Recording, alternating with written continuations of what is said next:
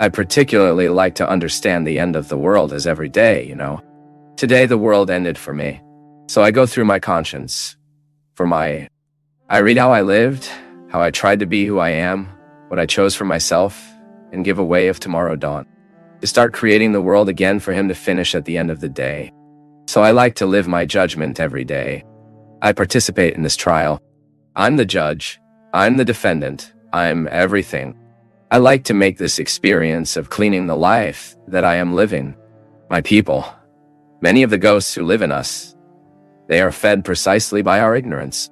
Ignorance deprives us of being free. This is so significant in our lives, my people, because I need it all the time. To the experience of breaking the blindness that keeps me from seeing what it really deserves to be seen. Even in the awful of my days, as I run the serious risk of paying attention to what you can expect and stop doing what you can't expect. Many times I get blinded by my excessive work, so many other things that take my time, and suddenly someone plays the same role as this blind man, which Jesus played in the blind's life. Open her eyes. A word has the power to open your eyes. And how do you have? When that word is truly compromised with our happiness, with our joy, when this word is indeed committed to our good, it opens our eyes. She does more than that.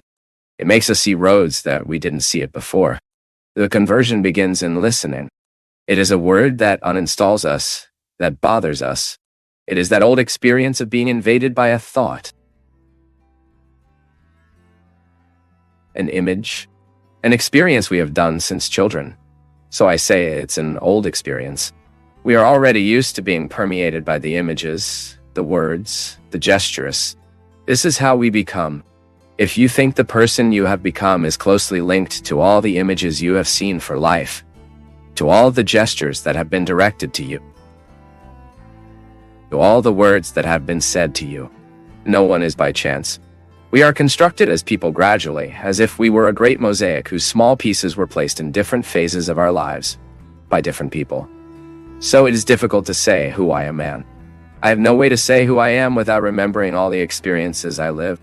Of course, many are unconscious. They are hidden inside me.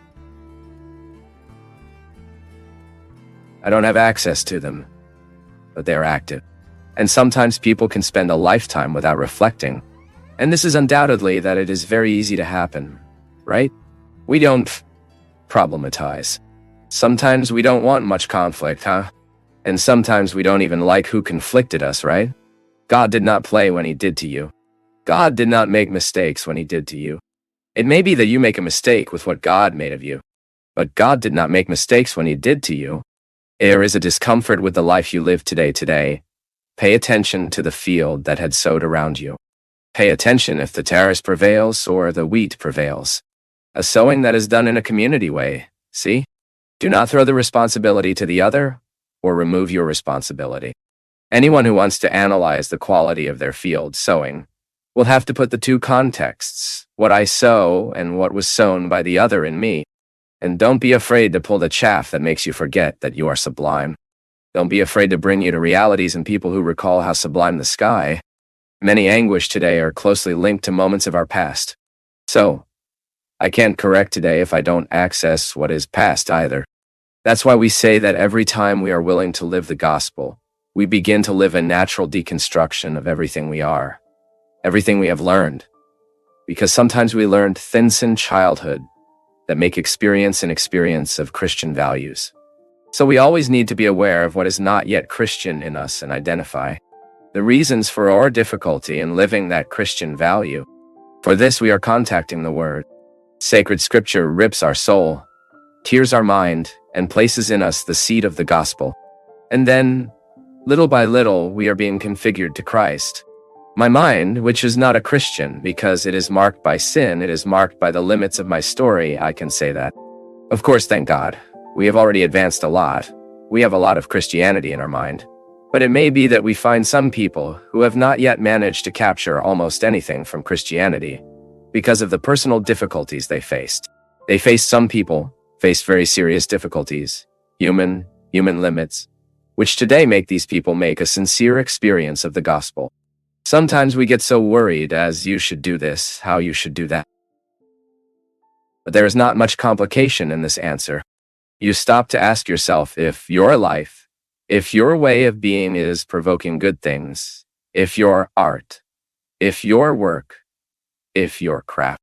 It is easy to allow tiredness, this increasingly exhausting life that we are living.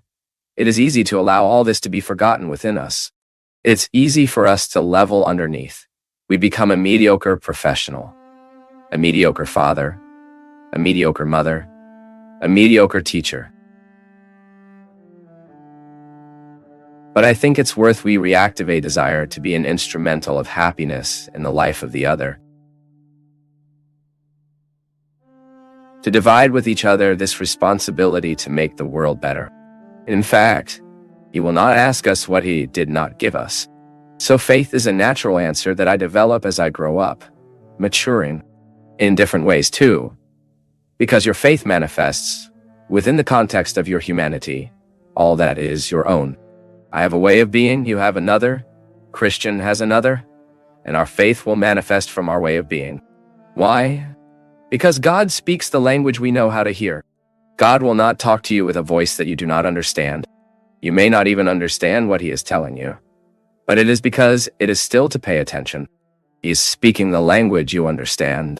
Those who absorb the certainty of God's love in your life wins any battle, no matter how difficult it may be.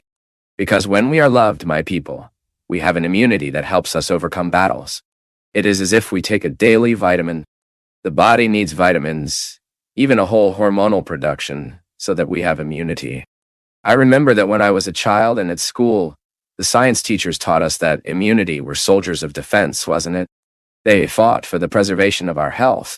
Whenever it can mean invasive virus, a bacteria, the soldiers are recruited. Our body puts this immune system working to destroy what it wants to destroy us. Emotionally is the same thing. Every time we are in need of spiritual immunity, every time we are in need of effective immunity, the love of those who love us is the first protection. The other plays in our lives a role of giving us what we are not having alone. It is not about living for us. No, it is not a matter of becoming the one who will somehow take us forever in the back. No, but to temporarily offer us what we cannot have alone, even because friendship cannot withdraw us from autonomy. Healthy friendship is the one that the other goes through my life, and then will live your role. Will live your protagonism, and I live mine. The papers. Fraternity does not nullify my responsibility for being who I am and. My friend is beside me to help me be who I am, but not to be for me. It can even temporarily assume my role, to give me a relief, or to give me the time to have the recovery time.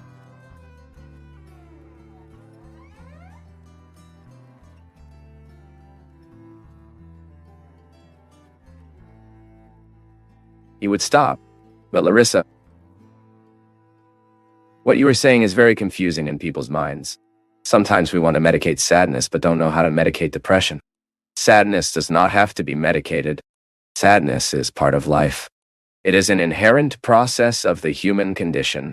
I sadden myself, not every day, but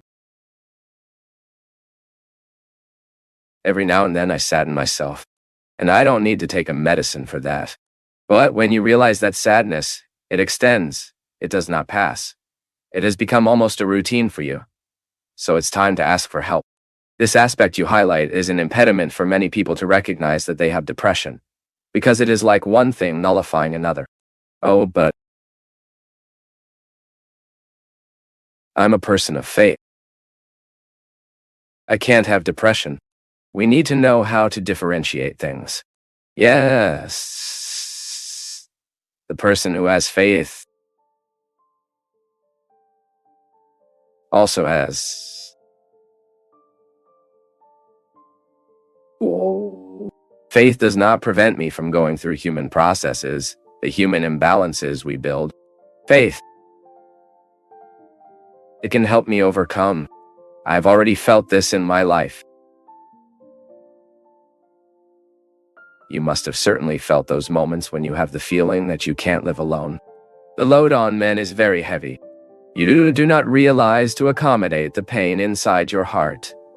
You cannot accommodate the disappointment inside your heart. It is natural that at a certain moment in life, we experience this loneliness. It's too heavy. But we also know, thanks to God, we, at some point in our lives, also find that, no matter how much we feel, we are not. Because that's when we will remember the people who are part of us, those people who truly participate in our lives, the closest friends, the family members with whom we have ties. It ain't enough to be a relative, we already said that here, right? And it has to have a bond. That person who, at the moment of her pain, she comes to her heart. You know you can count on her. This is God's historical action, my people. When by the strength of a heart that can hear us, when by the strength of a person who knows how to be on our side at the time of our weakness, we feel a little more encouraged to live the moment of difficulty. And this is when the bond we cultivated. We know that we have many relationships, but from time to time, God gives us the grace to overcome conventional territories. That person leaves to be just another known and becomes a person of your trust. I never tire of saying that. The greatest wealth we truly have in this life, my people, is confidence. You trust someone. This is very precious, because trust removes this feeling of loneliness. Confidence gives back us precious things that life removes us. When you know you can count on that person, that she is faithful. Trust is that opening you make your life and you allow other people to enter and that they have authority over you. The more we are converted, or the better. The more we have this human experience to love and be loved, the greater the opportunity God has to act on us. For a very simple fact, God goes through the action of the other in my life. When I have quality relationships, I experience in my life the strength of God acting on me through those people. As true advice I get, a call of attention I get, only those who love us want to open our eyes. For us to realize what needs to be modified in ourselves. We can only earn people who really love us because of it too. Only they are truly committed to our growth, to our happiness. Is that important to find out which people are truly the voice of God in our lives, in our history? They are the bridges where God goes by. Are the bridges for where God passes and finds us? Because sometimes he even passes through the bridge, but does not find us. Do you know why? Because we prefer to give bridge more value than to the one we cross. God comes to our lives through a word, through a well-given,